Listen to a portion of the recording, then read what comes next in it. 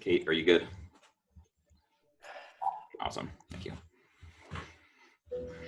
Let everybody filter in here. Welcome, welcome.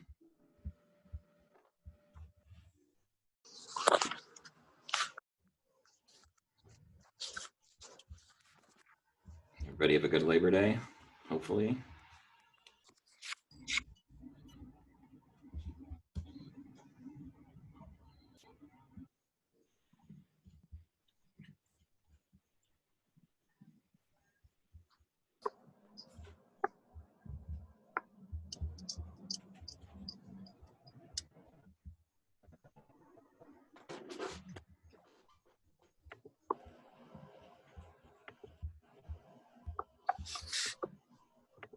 Yes.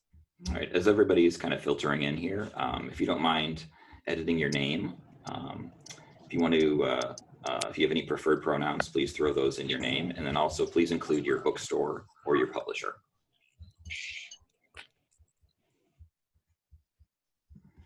Great.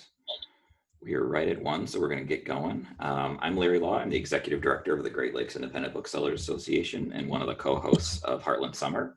I'm joined by our other co-host, Carrie Obrey, the Executive Director of the Midwest Independent Bookseller Association, and Kate Scott, the Operations Manager for MIBA. Kate. Just so everybody is aware, this event is recorded like all of our events. It'll be available at the end of this week for everybody on the Heartland Fall Forum website. Little housekeeping I wanted to mention, we have a couple other events coming up this week. We have Rep Picks tomorrow. Tomorrow, 1 p.m. Central, 2 p.m. Eastern. We'll be joined by HarperCollins, University Press Sales Associates, Workman Publishing, Ingram, Fiden, and Macmillan. And then Thursday, 1 p.m. Central, 2 p.m. Eastern, join us for a Meet the Authors. We have Karen Millwood Hargrave, Sarah Henning, Justin Reynolds, Varian Johnson, Shannon Wright, Mike Curato, Ariana Davis, Judith Flanders, Andrew Graff, C.L. Polk, and Hannah Abigail Clark. Like I said, that's Thursday, 1 p.m. Central, 2 p.m. Eastern. Today's session is virtual events from the publishing perspective. I want to thank our educators today for joining us. Ronnie Kutys from HarperCollins, Matt Flores from Penguin Random House, and Alex Kelleher-Nagorski from Scholastic. A couple other things I wanted to mention. This year is the first year of our joint award, the Harlan Bookseller Award. So voting is ongoing for that. It's currently live until September 18th. You can, it's open to all booksellers. You don't have to be a bookstore owner to vote in the award this year. And you can find that at heartlandfallforum.org. I also wanted to mention we have, I think this is the first time we've ever done this. We have a 8 regional joint events next week. Reverend Al Sharpton on Tuesday, September 15th. Carrie, do I have the time right? Is it 3:30 Central to 4:30 Central? You got it. Perfect. And we're going to throw those links to both of those things I just mentioned in the chat. The conversation today is going to be pretty free-flowing. If you do have a question, please feel free to either unmute yourself and jump in, or you can throw it in the chat. We'll be watching the chat throughout for questions. That being said, we're going to jump right into this discussion on virtual events. So first question for you. Also, I want to mention if we have any other publishers in the chat, please feel free to jump in as well. All right, first question for everybody. So how has the pitch process changed going from in-person events to virtual events? What should you be including in your event proposal? And are grids still the best way for pitching events? Let's start with Alex. I definitely think that grids are still the most helpful way. They are the kind of first go-to place that we look for when we're planning any author events. It would be very helpful if in these grids, while we're all still navigating this digital landscape, if you could include details like what platform you plan on using, whether it's Crowdcast or Zoom or Facebook Live, Instagram Live, whatever it may be. It would be helpful if you have some sort of outreach for educators, if you have some sort of special newsletter, if you have some sort of special relationship with schools that you can help spread the word about the event, that's also very helpful information for us. But overall, I think the pitch process has sort of been the same. I found that I think the trickiest thing with virtual events is that they're kind of a double-edged sword, because on one hand, it's nice that you can get people from across the country or really around the world who might not have previously been able to attend an in-person event to come. But on the flip side, if an author is posting on their Twitter page that they're going to have 5 different virtual events in a week, you really want to make sure that each one of those is unique and stands on its own, so that if people are tuning into more than one, they're not kind of getting the same repetitive information over and over again.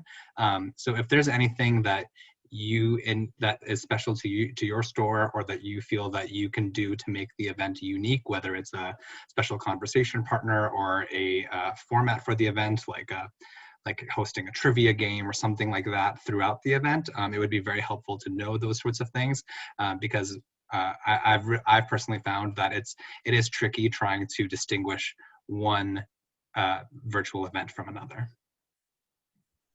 Thank you. Ronnie, how about you? Yeah, I mean, I would say the same for us. Grids is really the way to do it, which is good because I just sent our most recent grids out this morning.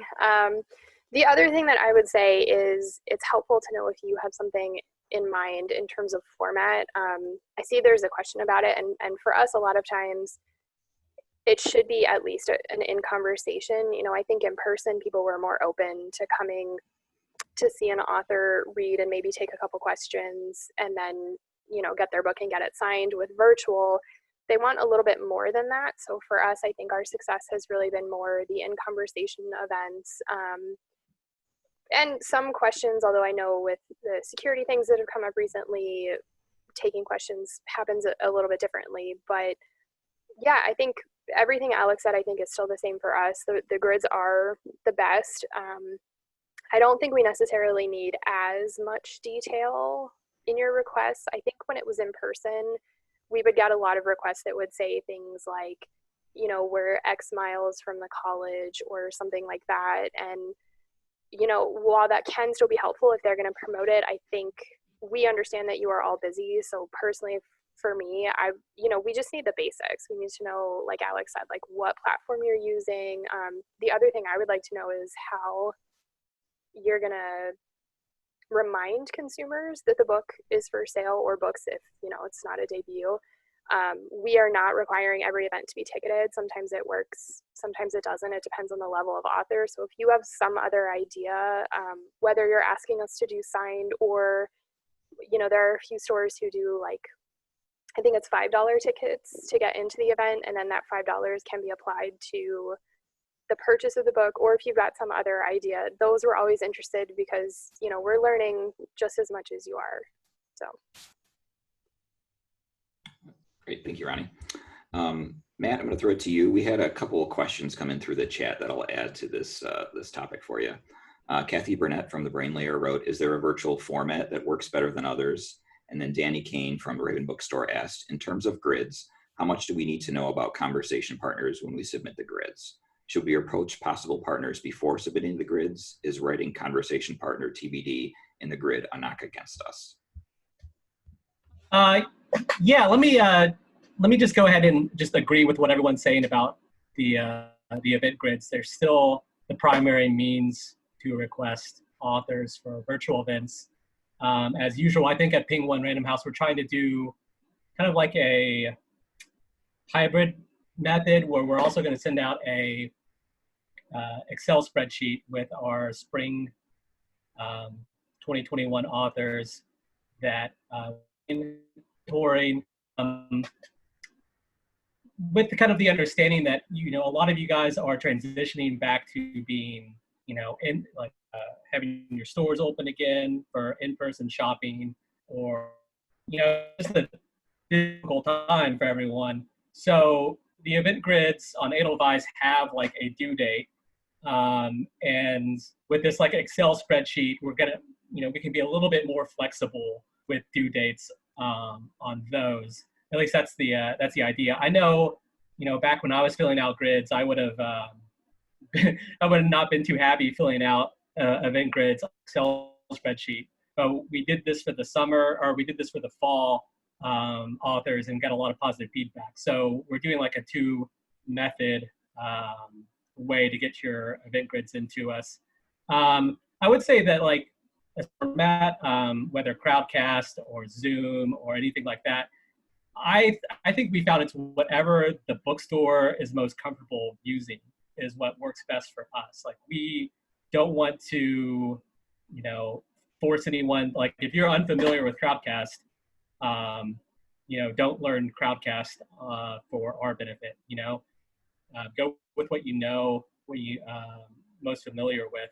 And as far as conversation partners, if you have that information, I think that is good. A lot of times the authors will have friends that they know they want to be in conversation with that you won't know when you're filling out the grids. But if you have good ideas for conversation partners, feel free to include that. But I don't think it's going to knock against you if you are still looking for an appropriate conversation partner after you submit your grid request. I think that's fine and pretty typical. Thank you. Alex or Ronnie, anything additional to the question about in conversation partners? Should that be determined ahead of time?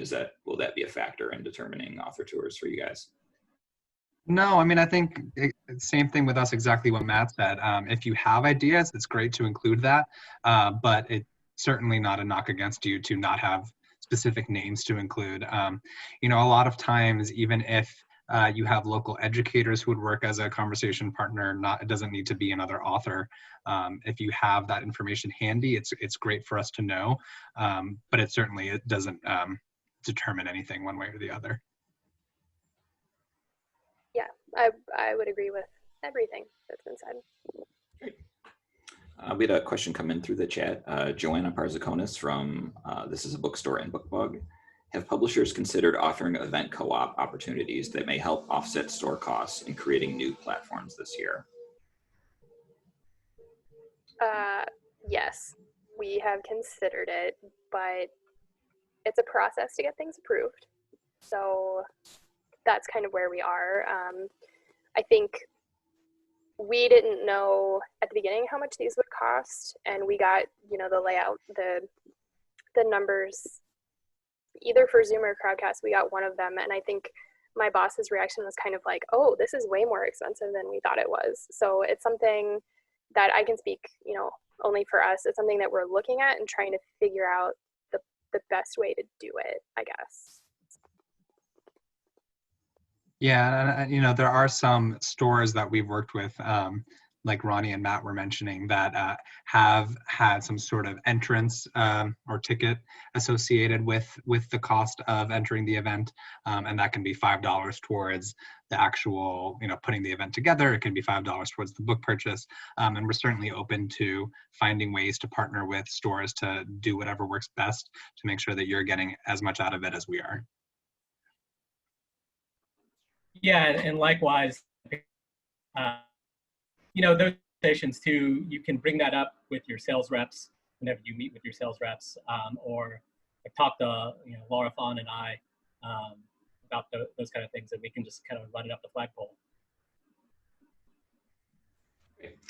We had another question coming through the chat that ties into something else I wanted to talk about.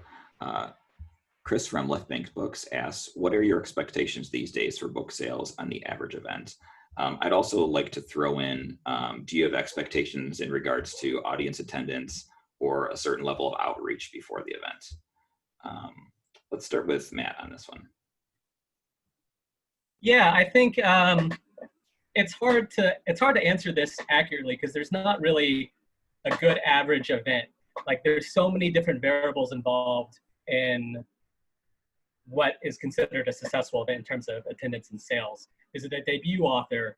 Is it, you know, someone who has 5 or 6 other titles with their name and can bring an audience? Is there, is the author popular in the region?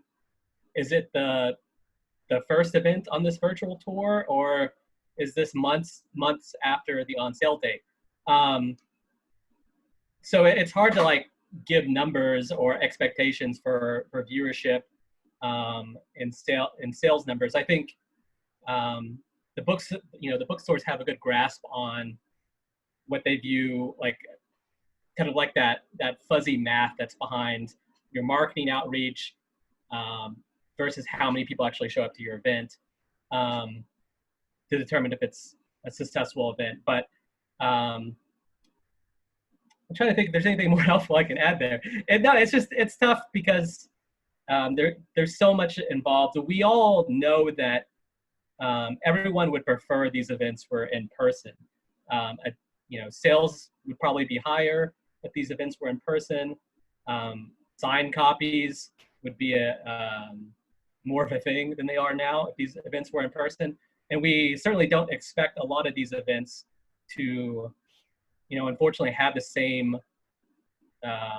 sail through that in-person events. We can actually see and talk and shake hands with the author, as they used to be. Can I jump in since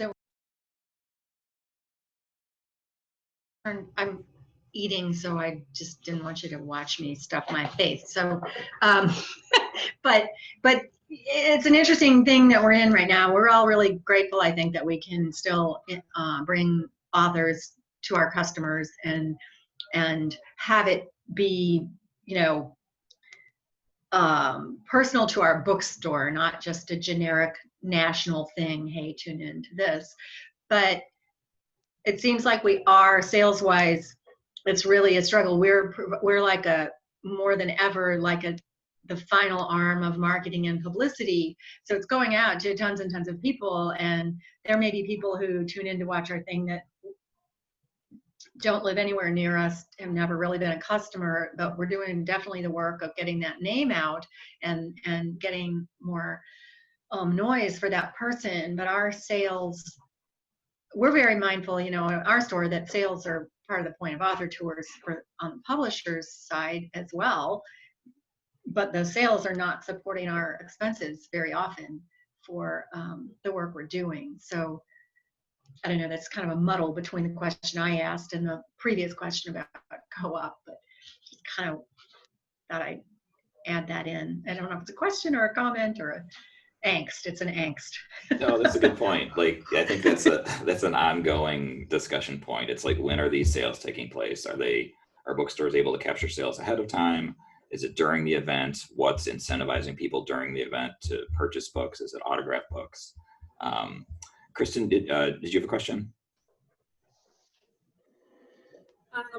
Well, I think it goes along with what Chris was saying. I guess the question really is, how are we measuring the book sales from an event? I recently did an event with Peter Guy. We did not sell a single book during the actual virtual event, but it's one of our #1 sellers since we were promoting the event, and within weeks following. The event is now on YouTube, so they could watch it a year from now and it could result in the sale of a book. So how are we measuring that with virtual? I would say share any kind of data you have like that. Share that with your reps. Share that with me if it's a pick a random house title. That is all very helpful. Even in in-person events, I know when I worked at a bookstore as the event coordinator, there would be the sales that happened that night, but then like I had event displays set up, 2 weeks leading up to the event where we would sell books off that event display all the time. And, that wasn't really event sales, but if the event wasn't there, it would not have made that display. Likewise with signed copies, those sales continue after the event. So there are the sales that happen on the event date, which is a good data to have, but like people buy books. I buy books leading up to the event. People buy books after the event when they're watching, a recorded event on YouTube or Facebook. So that kind of data, like you can share that with us, and you can say like, hey, we, only sold a couple books during the event, but in this past week, this has become a bestseller at our store, and that's helpful. It's helpful for us, and it's helpful for the publicists that are working with the authors on these stores too. Just to add to that, I would say, I think signed book plates are a very big part of what draws people to events, and it's definitely great to offer those. But I think also it's important to offer personalized signed book plates where available. And I know a lot of times that is tricky information to get in advance of an event. So sometimes it'll be like the next day where you have an Excel sheet of however many people that were there who purchased their book and want to have a signed copy. So I think if you can somehow create language on your event listing that says if you are willing to wait a few days, you know, because it's not going to be sent out the next morning after the event, because you have to wait for the personalized book plate from the author to come in. But if you offer that up as something that is available and, you know, that the author and the publisher has cleared, then I think that, you know, including that as much as possible, it helps people feel like they are still getting that in-person experience, even if they're not.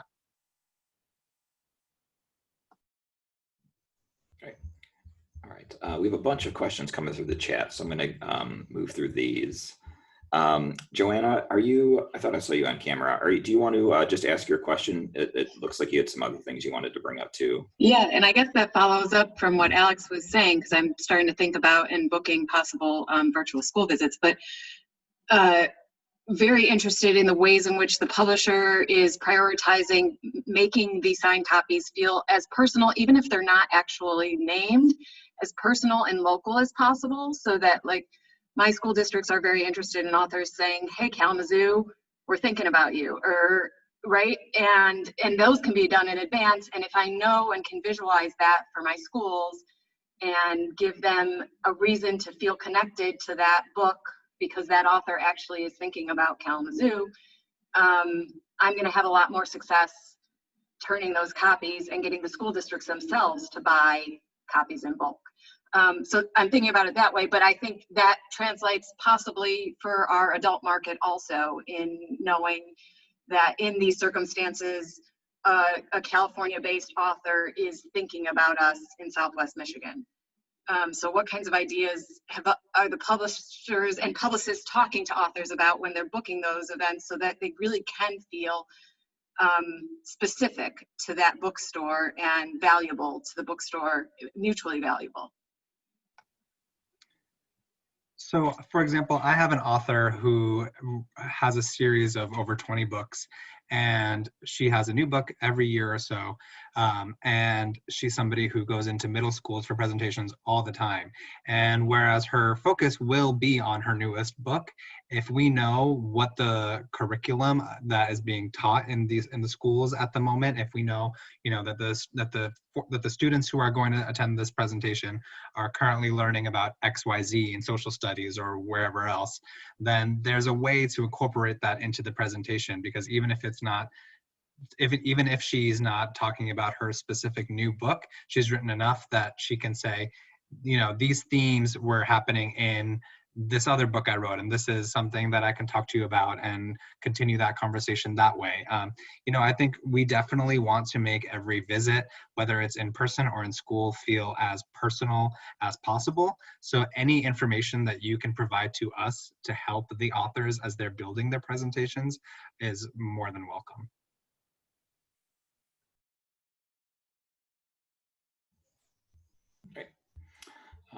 We had a question from Jenny Cohen through the chat. Will publishers consider allowing bookstores to use their Zoom platform for an event? Smaller stores that don't do mini events can't always afford the cost of Zoom webinar. Also, what kind of support are publishers willing to provide the day of the event?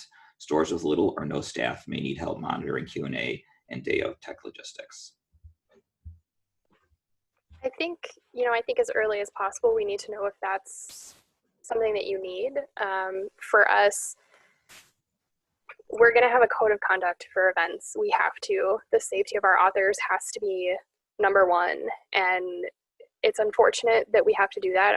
And we know, obviously, it's not a store's fault that has to happen, but I think for us, our kids team, because we have authors like Angie Thomas, who is quite frequently targeted for attacks online, not even in events, just on social media. My understanding is we're going to run her events. Like, we will hook up with bookstores, we will make sure that sales go to bookstores, but we will run them to make sure that we can control every aspect of that and make sure that we have the staff who can, watch the chat and that kind of thing. So I think we have sort of the same issue. We can't run all of our events, obviously. We have far too many, but the earlier that we know that you either don't have a platform or you don't have the staff to kind of help with that, the better for us, because we can try to allocate resources to help you as well, whether it's using our own platforms. I know of at least, I think, 5 platforms that different departments here have memberships or subscriptions to. So I think the earlier that we know that, the better, and we'll work with you to make sure that it's the most secure event possible, but that we're still focusing on making it, you know, your event, not a HarperCollins event. We want it to still be the store's event so that people are remembering to go to the store to buy the book. Alex or Matt, anything to add to that? Kathy Burnett, to add to that, asked, are there any platforms you consider to be safer? Yeah, I mean, I definitely think Crowdcast is the one that I would recommend. If, you know, if I have a bookstore saying, we've never done an event before, what platform do you recommend? My go-to is always Crowdcast, just because I have found that it is the most secure. It also, you know, in Crowdcast, it has a click to buy button at the bottom of the screen. It allows you to turn off comments during the presentation. There's a place to add questions and to upvote them for a Q&A. There's a poll feature. There are a lot of things that I think that Zoom or Facebook or other places don't necessarily have. It just seems like the most secure. And going off of what Ronnie was saying, we're also going to be rolling out some virtual event guidelines very shortly, just for the safety of our authors, because as you know, as we've all seen and heard, there have been just so many horrible instances with Zoom bombers and instances where authors are not feeling secure in events, and that is, of course, our #1 priority. So, you know, going back to the example also of the events grids, if there's anything specific that your store does to ensure the safety of your events, that's also great information for us to have. What about you, Ronnie and Matt? Are there any preferred platforms for bookstores to be using? No, I don't think we have a preferred platform for security's sake. Just be really communicative. I don't know what. Just communicate with us about, you know, your plan or your guidelines, or how you're communicating to your you know, customers and community on how the event's going to go. You know, stuff like that goes a long way to help reassure publicists and help reassure authors that's going to be kind of a safe environment. Yeah, you know, I would agree with Alex. I like Crowdcast a lot. I think it's easy to make that secure. The other thing that we've done, we used StreamYard. It's a service I didn't really know all that much about, but for our kids team, it really makes a lot of sense because you can stream it directly to Facebook and YouTube, and I think maybe Instagram. But for our kids authors, that works, you know, because we can target it directly to their audience. But there is kind of, it's a presentation style, just like Crowdcast. So you're seeing the authors, but there's not necessarily that sort of back and forth that there is in like this sort of meeting. So I think that's another option. Just to jump in, I also think that StreamYard is great, and we've been using it a lot as well for YouTube. Alana Haley from Nicholas and Schuler Books jumped in. She said, Zoom webinar does everything that Crowdcast does, and we've never had an issue. It's also more affordable. We also stream to Facebook. I also wanted to throw this out there. Carrie and I have a, I don't know what it's called, the executive version of Zoom. And I've been letting stores use it that want to try Zoom events, setting them up for them and helping them run through it. So I think it was Jenny Cohen that asked that. So if you are interested, please reach out to one of us, and we'd be more than happy to help you to set that up and do a test run on Zoom, so you don't have to jump in with purchasing the plan. All right. We had another question come through chats, which is great. This is from Carl Erickson from The Bookworm. Beyond book plates or actual signatures, if we're fortunate enough to have the author in our city, what incentives do attending and buying can we offer consumers? Wondering if other stores have ideas and if publishers can offer insight about what they might be able to provide, bookmark, swag, etc. Thanks. Yeah, I mean, we've definitely been setting up socially distanced stock signings.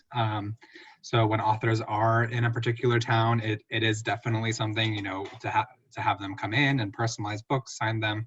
And of course, any promotional materials we have, whether it's bookmarks or pins or anything else, we'll be happy to send your way. Just let us know.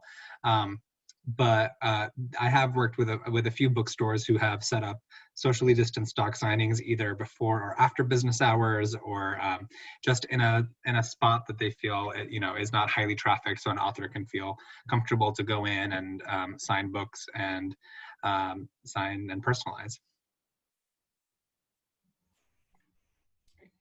Yeah, I think the one thing that we've done recently that worked better than we could have expected, the Alona Andrews, their new book came out, and we offered, it was a free digital with, if you pre-ordered, I think it was specific to her events or to their events, and it, you know, it required, we didn't have to print anything. I think it was something we emailed to them, I believe, and it just, that made it easier, I think, on the stores who were participating, because you don't have to worry about us mailing anything separately.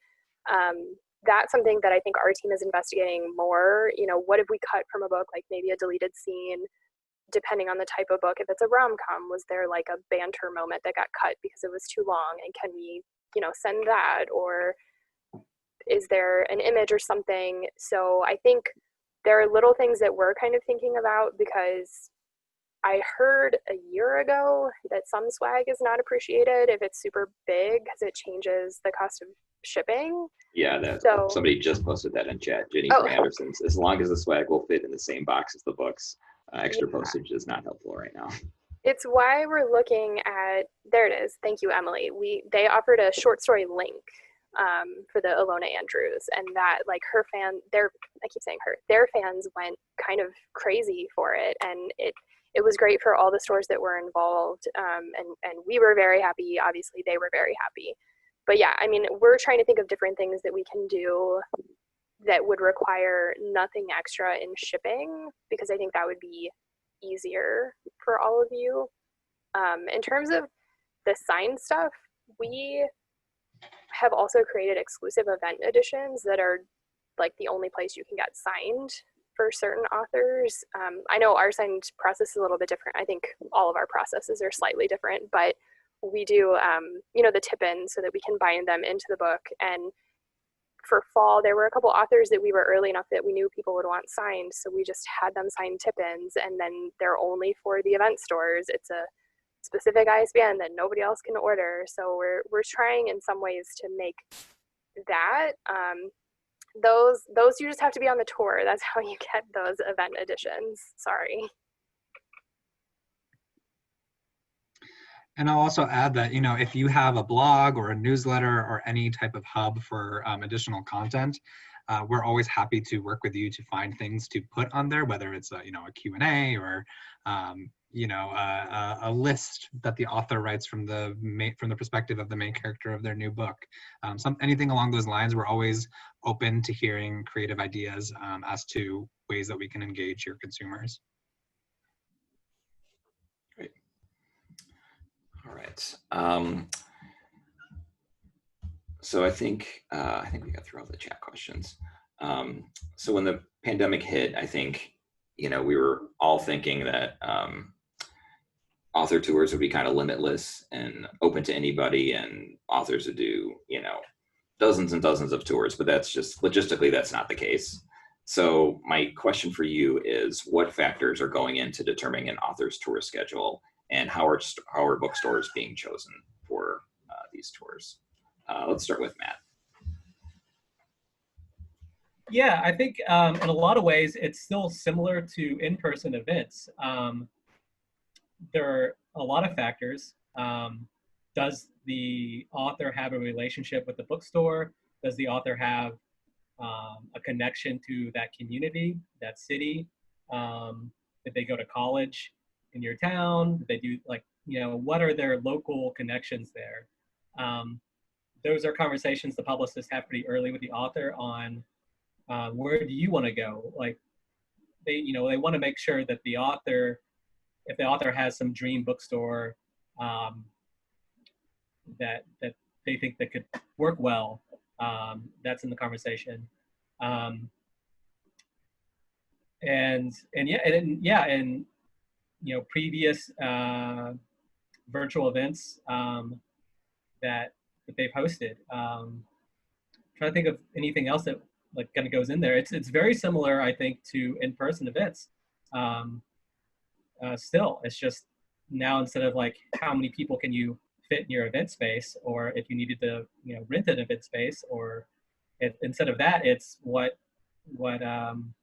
platform are you using? How are you marketing this?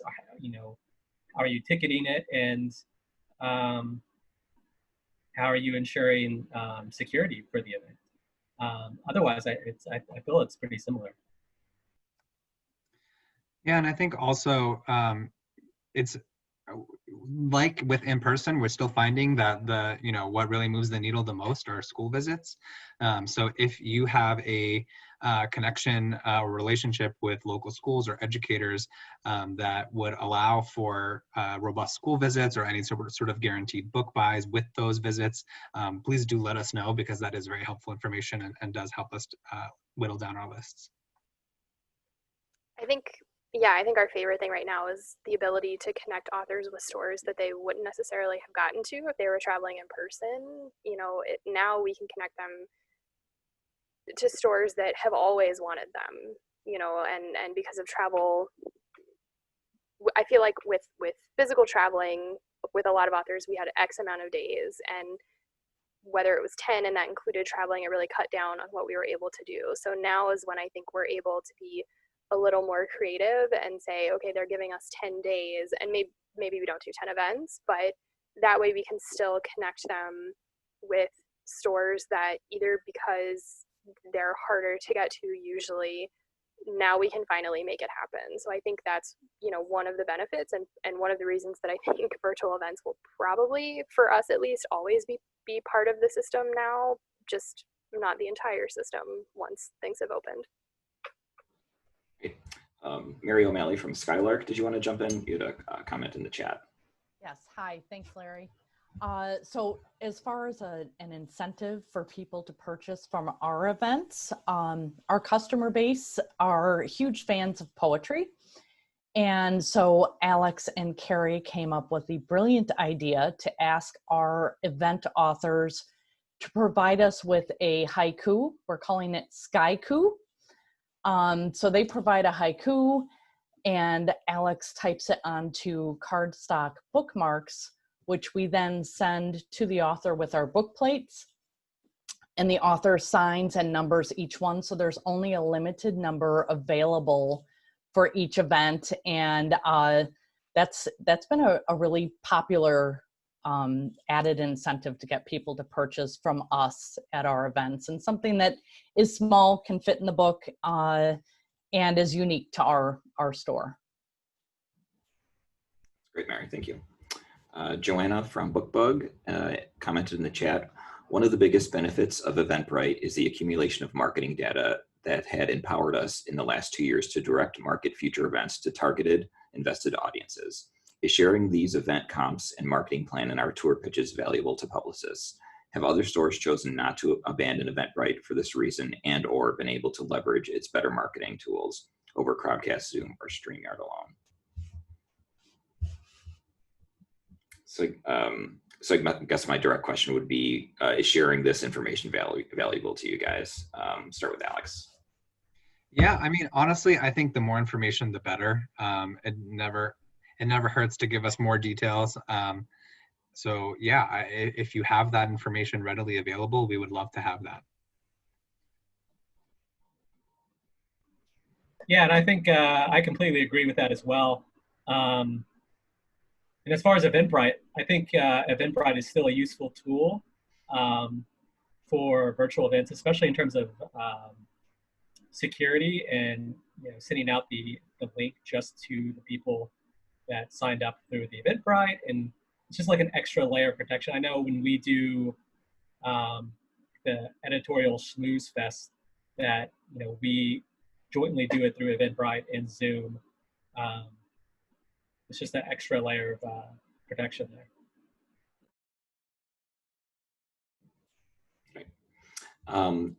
Eva, are you able to jump on? I saw you had a comment in the, I'm happy to read it, but if you're able to jump into the chat, that would be great too, from Chronicle.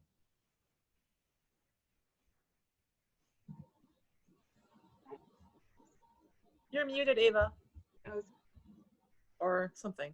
Can you hear me? Yep. Sorry, my sound is always weird. Yeah, I just wanted to mention that I often, for books for kids, I put up a virtual tour grid on Edelweiss, and then indies go in there and they submit proposals for the authors that I have touring.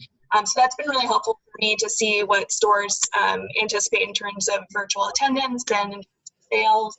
And then I go to those stores directly and coordinate events. So I'm just doing that for fall, and obviously we'll see, what happens with sales and attendance. It's so much is in the air right now, but the tour grid has been really helpful for me. Great. Great, thank you, Eva. We're caught up on the chat. All right. So my next question, we kind of touched on this a little bit. So virtual events that require ticketing. Have you guys participated in that? What are your thoughts on it? Best practices? Have you noticed that it's helped sales requiring tickets? Yeah, let's start with Ronnie. We love ticketed events. We have done so many versions of ticketed events already, actually.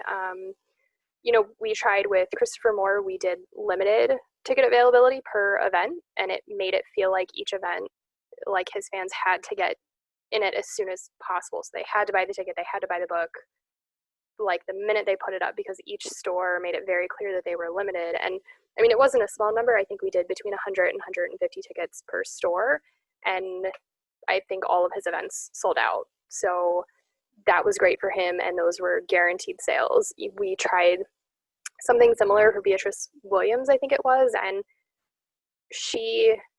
the way we're kind of looking at it is Beatrice in person probably would have gotten about 50 people, and then 20 books sold would have been really nice. That's about a general ratio, or maybe 30. And instead, with ticketed virtual for her, she would have between 30 and 40 people, but that was 30 to 40 books sold. So it's a slightly smaller audience, but the book sales were there. So that's something that we liked. The other thing that we did, which it seems like it's our favorite type of event now, because I think we're doing it for a lot of our major authors, we do Harper hosted events that include multiple indie bookstores. And it's what we're doing, kind of a convoluted version for Jenna Bush Hager. Her book went on sale this week, but the way that we like to do it is no more than 10 to 15 stores, because then it gets kind of out of hand. But then those specific stores will sell the tickets, and then they'll be the only ones to get the link, and we'll host it so you don't have to worry about the security and watching the chat and all of that, but all of the sales are still going to the indies. So we've heard that it's a slightly less work, which we're happy about, that it's less work for all of you because we know you're busy. But it does seem like for some of our bigger authors, that's kind of the way we're going, and it's always book with ticket. And it's something that we did for Daniel Silva. It was kind of late in the game, but he still sold over 600 tickets for one event, and that's automatically 600 books sold, which was amazing. He was one of the first, I think, that we had to switch, kind of the first really big author that we had to switch to virtual only.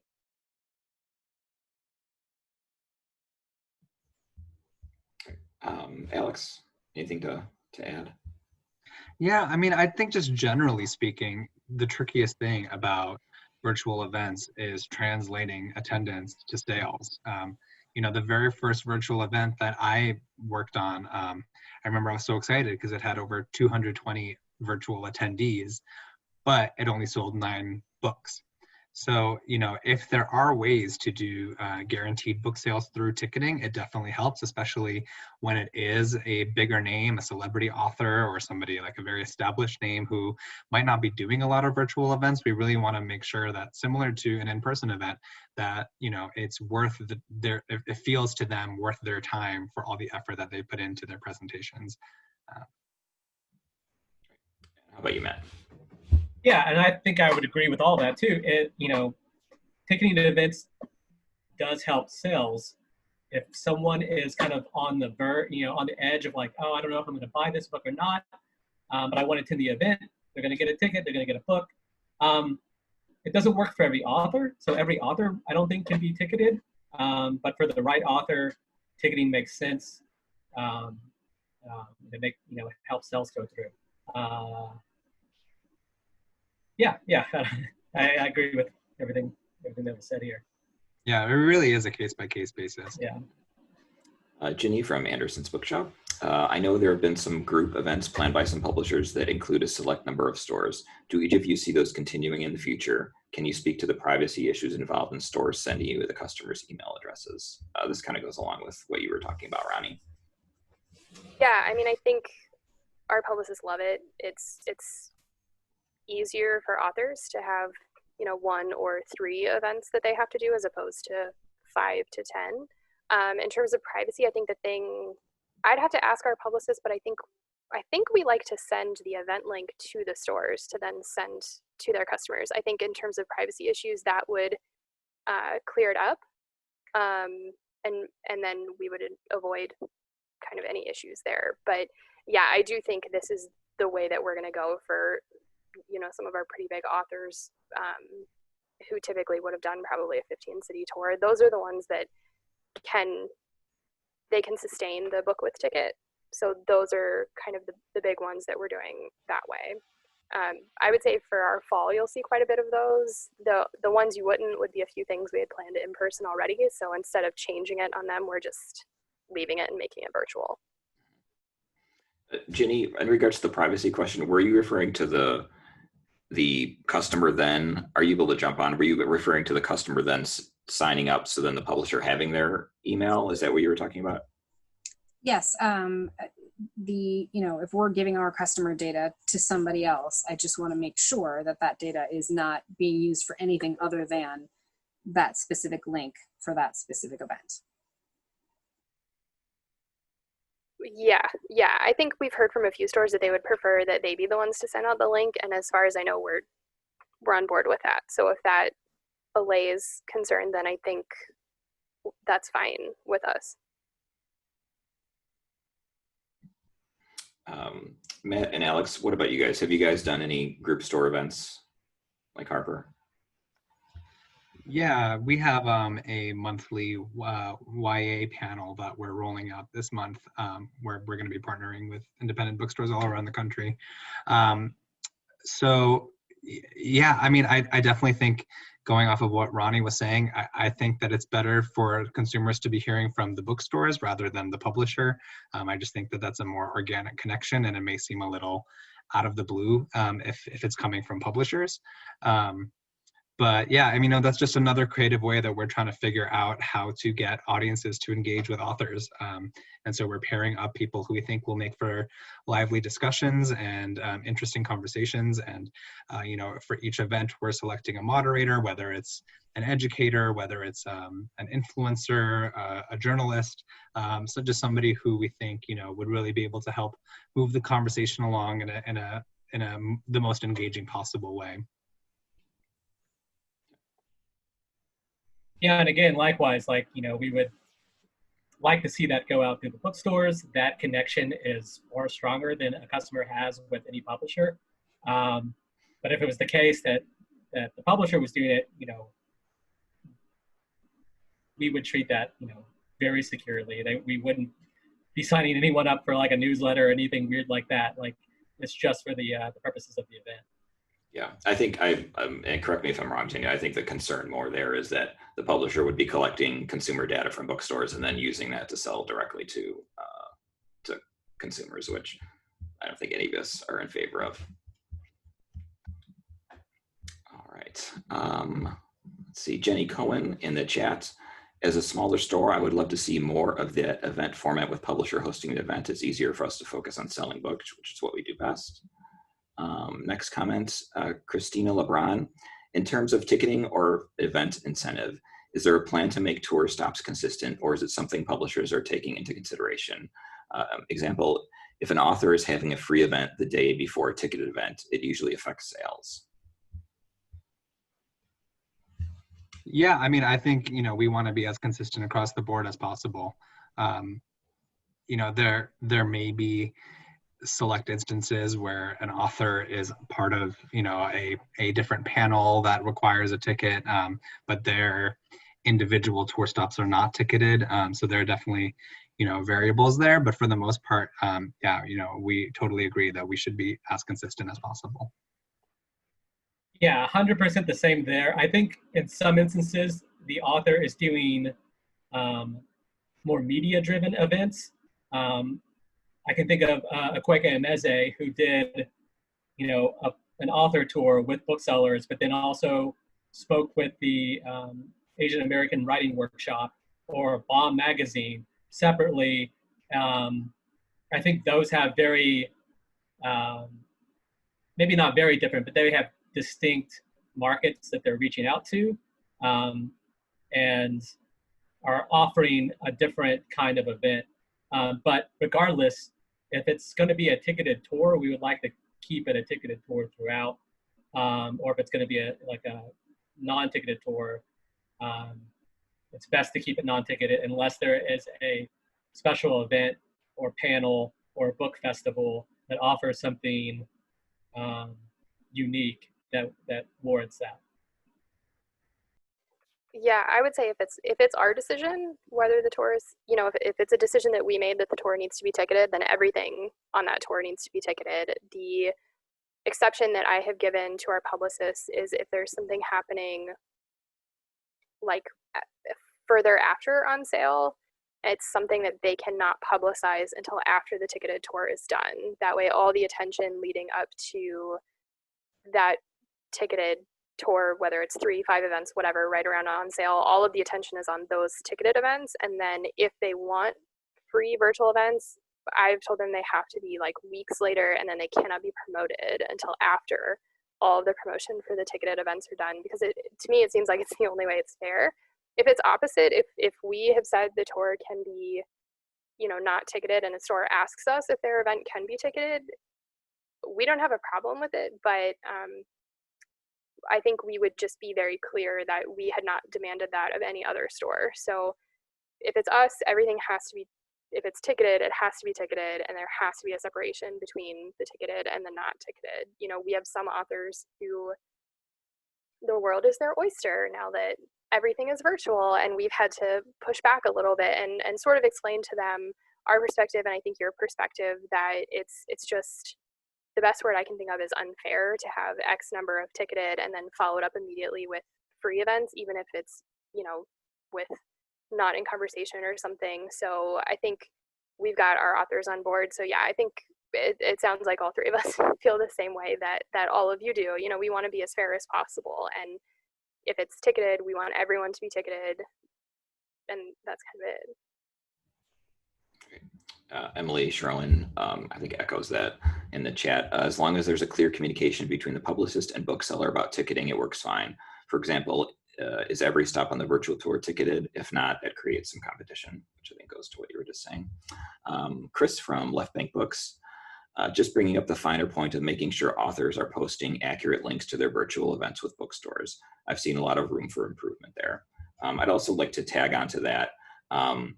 What do you guys do, and what do the authors do to help promote these tours once they're confirmed with bookstores? Let's start with Alex. Well, we have we'll create social graphics. We will send follow-ups to local media to make sure that there's coverage going on. Like if an author's coming to your bookstore, then we'll plan to reach out to any local journalists to cover the event who might want to interview the author, etc. again, if you have a blog, if you have a newsletter, anything along those lines that we can provide exclusive content for to help attract your consumers to the event is always great. And in general, we are asking, of course, the authors to share on their own social platforms, Facebook, Twitter, Instagram, etc. So, if there is specific language that you want them to be using, it's important for us to know that.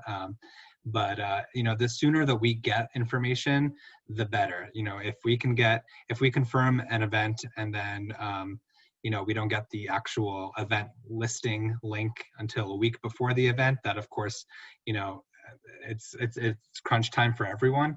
So I think the more advanced notice we have to create unique assets and to make sure that we are including the information in our media outreach is very helpful. Yeah, I think this is something we hear a lot about concerning like author engagement for an author promoting their own events. Authors can be, they're all different, right? Like, and some are very engaged socially. Some are, promoting their book, promoting their events really well. And others, it's a little bit more of a struggle for us to get to do that. And I say struggle for us, I mean the publicist and the marketing teams for each individual imprint are working with their authors to do that. And some authors have no social media presence whatsoever. Like, Zadie Smith is just not on social media. She'll never promote a book on social media. But it is something we hear a lot about. Publicists are very aware of it. A lot of people that are fans of authors follow them on social media. That's how you hear about the event sometimes before you hear about it from, certainly there's more people following, Ocean Vuong's Instagram account than there, Ocean Vuong fans following the Penguin Press account. So they're going to hear about those events through the author profile. So we're very aware of it. And it's, each author is a little bit different. Each author is more gung-ho than others, but it is something that those marketing teams for the imprints really do work on. And we're all kind of in one accord that the more engagement, the better. And I would say if you're not seeing the authors, like if they have good social media and you're not seeing them post, don't be afraid to tell on them. Come to us. I mean, it happens all the time for authors you wouldn't even expect, that we just kind of have to nudge them and say, the store is posting a lot, but we haven't seen anything from you. And then it's sort of that light bulb moment where they'll say like, oh, I forgot I should do that. So it's not really like a tattletale if you tell us that they're not doing it. We're happy to go back to them and say, you actually really need to do this. Yeah, and tell us or tell the publicist. Maybe don't tell directly the author. Right. But we can help with that. Great. We're getting close on time, so if you do have questions, please get those in before we hit 2 o'clock. There are a couple other questions I really wanted to get to, so I'm going to jump to those. Let's see. Can you each give an example of a store or stores that you think are running virtual events successfully right now?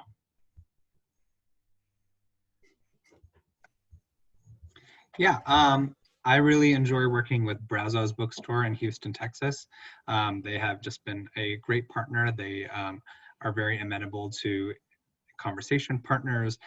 They do a great job of providing us with data after events. A lot of times a bookstore may not necessarily have sales data to share afterwards. So it's always great when there is someone who's a reliable contact who can provide those numbers. Yeah, I really enjoy working with them. Yeah, I would say Boswell Books in Milwaukee, Daniel's doing a really great job, and he actually does really, really great at his follow-up for the events. He includes the pre-sales, sold during the event, sold after the event, and then like the anecdotal feedback that I think everybody used to send when everything was in person. But it's just a really great thing to get to kind of, and then you kind of see how his customers' minds work, if they're buying before the event, during the event, or after the event. So that's something we talked about a little bit earlier, and it kind of encapsulates all of it for us. So.